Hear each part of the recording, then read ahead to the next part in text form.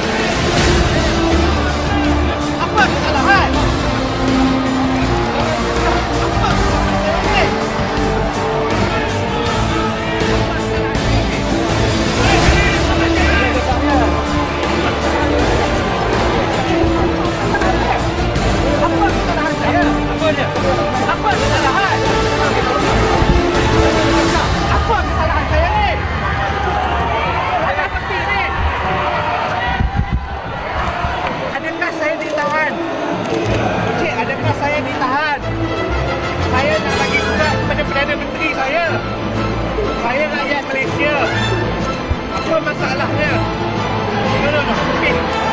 Saya ditahan atau tidak? Tidak. Okey, besok saya berjalan. Tak. Okey, lepas saya akan jalan.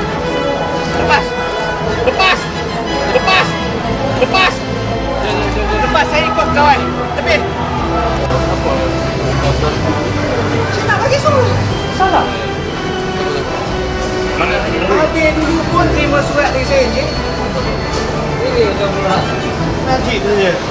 Hak berhimpun dijamin perlembagaan. Dengar ni, Pak. Hak berhimpunan. Awak nak saya dengar je. Saya cakap awak dengarlah pula. Awak nak saya dengar je. Saya cakap awak dengar. Saya cakap awak dengar. Awak dengar. Okey, awak penjawat awam. Rakyat bayar gaji awak. Awak dengar saya cakap. Okey. Hak berhimpun dijamin perlembagaan. Encik tolong balik baca sikit perlembagaan. Betul, setuju. Hak berhimpun ada dalam perlembagaan lebih tinggi dari undang-undang. Betul. Dengar dulu tempat pegawai saya, Pak.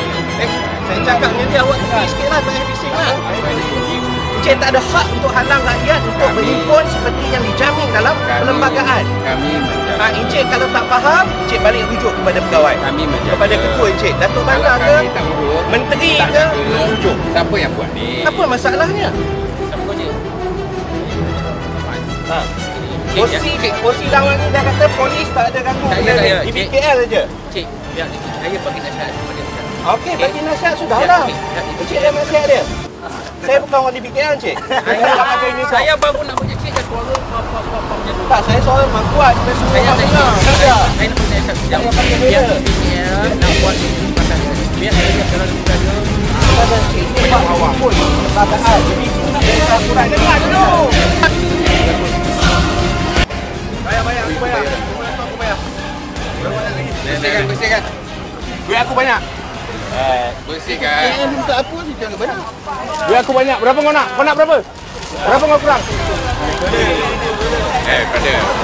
Relax. Jangan apa-apa.